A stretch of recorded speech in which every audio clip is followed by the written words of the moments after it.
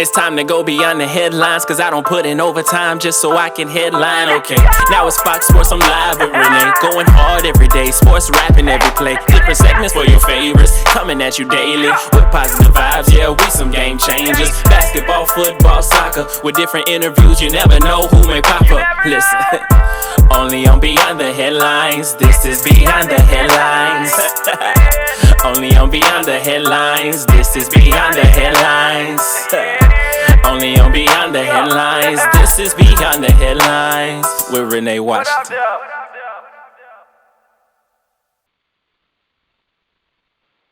The NWSL champion was crowned, a new U.S. Women's National Team head coach was announced, and we are in the midst of the MLS Cup. So to talk all things soccer with me on this episode of Beyond the Headlines with Renee Washington, we've got Grant Wahl, Sports Illustrator, soccer and football writer, and a New York Times Bestselling Author. So Grant, welcome to the show. Yeah, thanks for having me on, Renee. I am thrilled to have you here because it's an exciting time for soccer right now, and a lot is going on. We'll start in the NWSL. The North Carolina Courage win again. And did they win in my goodness, the biggest margin of a championship game in the league, 4-0. They win that over Chicago. And just signed, sealed, delivered. They showed why they're the best team in the league yet again, and they walk away with it. And you were able to be there for the win, for the game, and cover it. So were you a little bit surprised by the result? I mean, they scored 4 minutes in, and they never looked back. Yeah, I was surprised that North Carolina won by so much and so easily. I mean, the game was essentially over at halftime when it was 3-0. Crystal Dunn scored right before halftime. And these two teams, Chicago and North Carolina, had played each other 3 times this season, and North Carolina did not win a single game of those 3 games during the regular season. So it seemed like Chicago had sort of figured out how to match up well against North Carolina, but not in this game. This was an early goal by Dabinia, who was the MVP of the final for North Carolina, put them up early, and they really just dominated the entire game. Sam Kerr, the great goal scorer for Chicago, was basically marked out of the game, didn't really get any good chances, and it ended up being just an easy victory for North Carolina. It's their second straight championship in the NWSL, and they really dominated the league. Yeah, and I think a lot is to be said when you are getting ready to prepare for a championship game or just a playoff game in general. You know, you go in, you have your scouting report, you're getting hyped up, and then 4 minutes in, before you can even catch your breath, you're down 1-0, and you're chasing the game the entire time. And you could even see, as the game is going on, listen there, look defeated, you could see the face, the body language and facial expression start to change as Chicago realized not only are we chasing this game uphill the entire time from the opening whistle almost, it's out of reach by the time they, as you mentioned, got to halftime. Down 2-0, that's hard to overcome, especially when North Carolina had just so many things going right for them in the game. And so watching that, go ahead. No, I just think it was really impressive. This is the way North Carolina has played, the identity they've developed, which is they are absolutely relentless. Every single player on that team goes full throttle the entire game, and they play that way when they're on defense.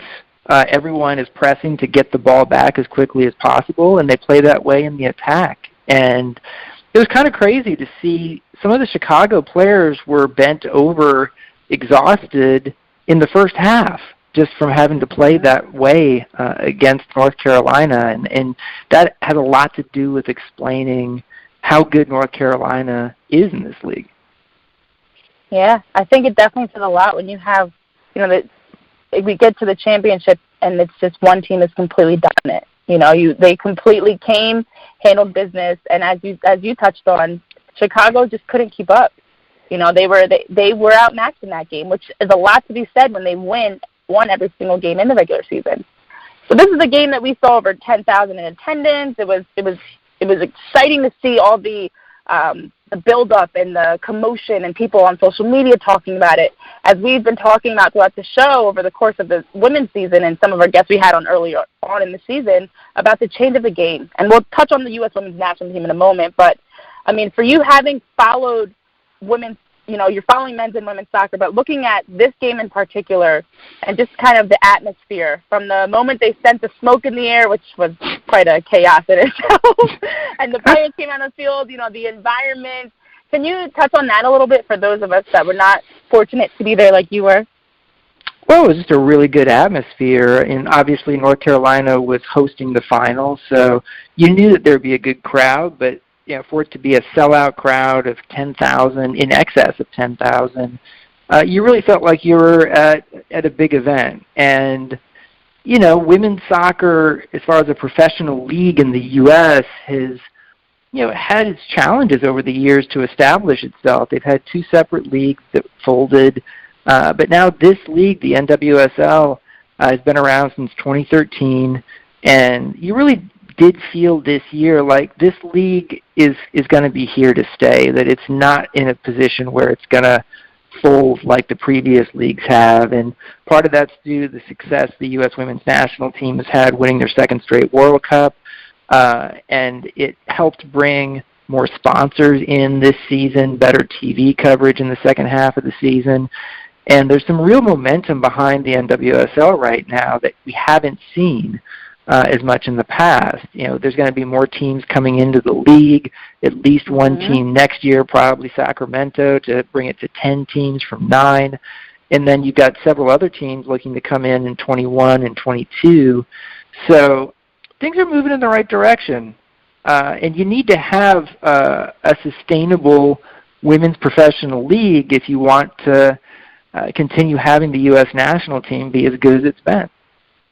Yeah, I could not agree more, and I'm excited to watch the direction that the league is moving. I know something that was a big deciding factor when I did step away from the NWSL and decide not to play was the fact that it wasn't where it needed to be, and it wasn't sustainable for a career and for things like that, in my opinion, at the time. So fast forward 5 years later, it's great to see how much it has grown and the momentum that women's soccer is picking up on the backs of back-to-back World Cup championships. So perfect segue, because we do have a new U.S. women's national team head coach, and it was announced Monday that Vlatko Andonovski, tongue twister there, will be the U.S. women's national team head coach. The former or recently named NWSL Coach of the Year steps into the position and comes highly recommended by players like Megan Rapinoe. So your initial thoughts when you heard the news? I know they had put out an announcement that it was going to be finalized Monday, and you were anxiously waiting for that. And what are your thoughts? Yeah, I went to the presentation press conference here in New York City for Vlatko Andonovski, and it was interesting to hear more about what he's about. He's a coach who has had a lot of success in the NWSL. He won 2 championships when he was with FC Kansas City.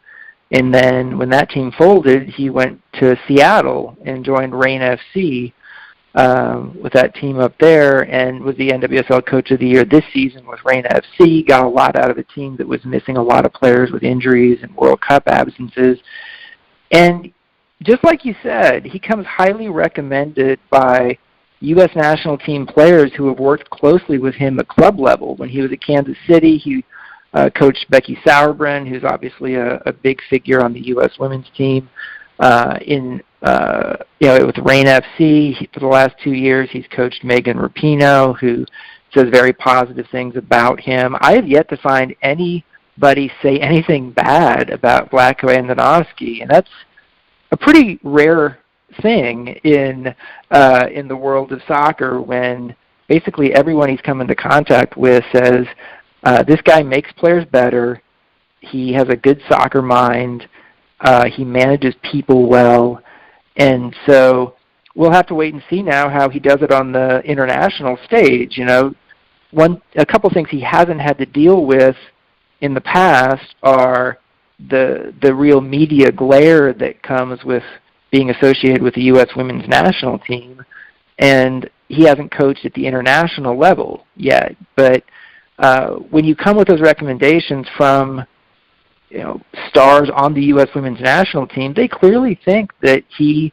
has what it takes to be a success coaching this U.S. women's team. So there's obviously going to be a lot of pressure, but I was pretty impressed, from what I saw today here in New York.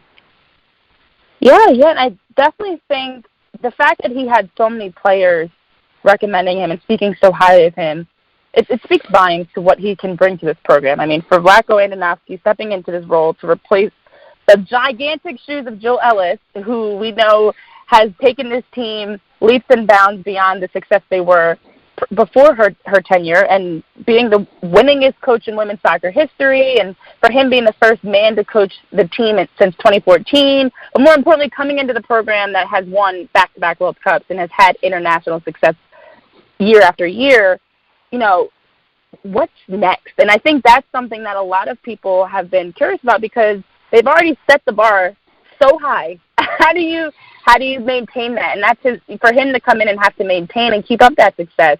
I mean, what do you think he's going to bring to this program as a fresh face, as a fresh background and perspective, where he already has the rapport with the players and now can step in and hopefully continue that success? I mean, if you're Vlatko Andonovski, what's your game plan stepping in as head coach?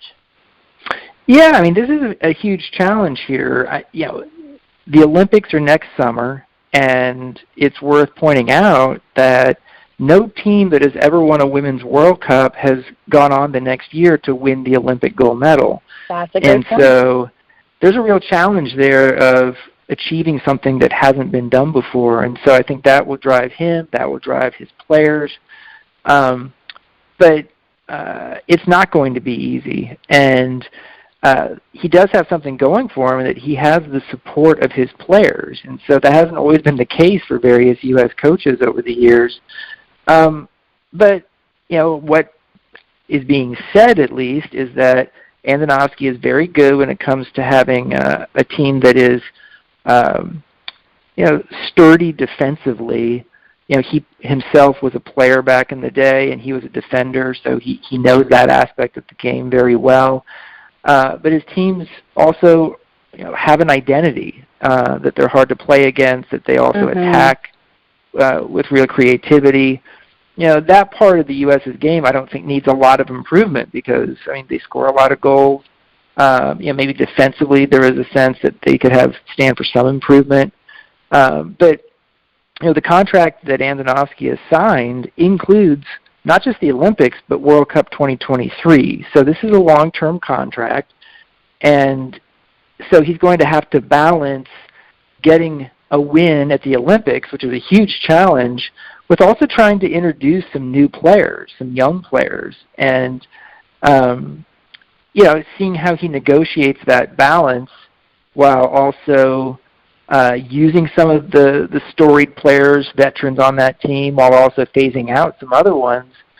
His man management skills are going to get tested here. So I think it's going to be very interesting to follow this team moving forward. Yeah, I'm looking forward to seeing what's next, and I know that just looking at this past summer, this past season in the NWSL, I love the direction that women's soccer is moving, as I touched on before, and I think, now maybe not the worst time to bring in a new head coach. A lot of people are saying he's got big shoes to fill. It's almost impossible to keep up with the success that Jill Ellis had as head coach, but I think almost the opposite. It's a great time. I think everyone on the U.S. women's national team and their supporters around the country, we're all feeling and believing that this is a special group. So for him to now be able to come in and start to work towards building the foundation of what's next, once players that are a little older, like Carly Lloyd, Megan Rapinoe, those types of players, start to phase out and retire, okay, who's going to be next on the national team? So I actually think it's a great opportunity, and as you mentioned, a challenge to now maybe make a new record, make history where it hasn't, where we haven't seen a team win the Olympics. Who knows? Could be the first one. So I'm looking forward to it. But also on the men's side, we are in the midst of the MLS Cup. And so I love this overlap of all the seasons, all the sports. It's like every time you turn on your TV, there's always a game on, and it's always an exciting game to watch. So we do know, as of the time this show airs, Wednesday, we have already had the LAFC Seattle conference final matchup, and then Wednesday evening it's Atlanta versus Toronto. From what you've seen so far in the MLS Cup, what have been your initial takeaways or any surprises that you've seen through the first couple rounds? I've really enjoyed the MLS playoffs. I always do, but I think the format that they've instituted this year is the best playoff format they've ever had. It's every game is an elimination game, so there's no two-legged playoff situations anymore. And in previous years, I would get frustrated watching the first leg of a two-legged playoff because it seems like not much happened in those first 90 minutes, and you were left waiting for another week.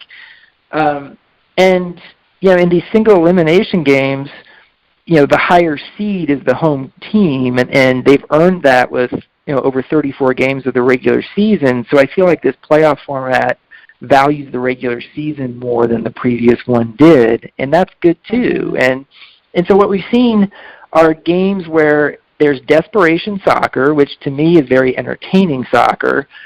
We've seen it played at a high level, and we tend to have seen the home team win. Not in every case. So like Toronto upset NYCFC, the top seed in the East. Yeah. But we haven't seen that many away teams winning. So I feel like it's the right balance of entertainment, of valuing the regular season, and of just good soccer. I feel like even if you're not an MLS fan, the MLS playoffs, but you're a soccer fan, the MLS playoffs are pretty fun to watch, and especially so this year. We saw LAFC, which is the best team in the regular season, finally beat their crosstown rival LA Galaxy and Zlatan Ibrahimovic in the last round. And, I've watched every one of these MLS playoff games this year, and honestly, there hasn't been a bad one at all. And, that's kind of crazy to say because soccer sometimes gives you games that, don't fulfill the expectation. But these MLS playoffs have delivered, and I feel like, looking at the Final Four, that these are the four teams that should be there. Yeah, I know a lot of conversations I've had around the change in the playoff format to single elimination games versus the two-legged games have been exactly what you touched on. It makes it so that the tactics aren't as much as being the best in two games. Now you have to win or go home. Now it's all or nothing. It's down to that 90 minutes or more than 90 minutes, of course. There's overtime or anything like we've seen, but it makes it, you now have to just play to win. You win or go home. That's it. And with soccer and we always have games, and even as we were talking about with the Courage, where maybe it is one-sided or something, but we haven't seen that every single game. Even a game that was, a bigger goal margin like we saw in the first round, it didn't happen until later in the game. Every single game had something exciting, and it was intense, and you can see the emotions being poured on the field. And so my question for you is, did the MLS get it right? With this change, do you think this will move the league as a whole in the right direction? We talk about the growth of the women's game, but on the men's side, now maybe elevating them to a whole new level that fans now do want to watch the regular season and the playoffs, knowing there's more at stake. It's not just everyone's complaining about soccer, and I hate this as a soccer player, but nobody scores. Or you can watch a whole game and nobody will score, maybe one goal. I'm like, no, there's more exciting things in soccer than just the goals. And I know it's weird to say, but it's the truth. And we are seeing that being played out in the playoffs. So is this much like we talked about how the women's soccer game is turning a corner, do you feel that this change is turning the MLS and even just men's soccer as a whole in the right direction, especially for our Americans who don't value soccer as much as, it is valued internationally? Yeah, I think so. I kind of compare MLS to NCAA basketball where,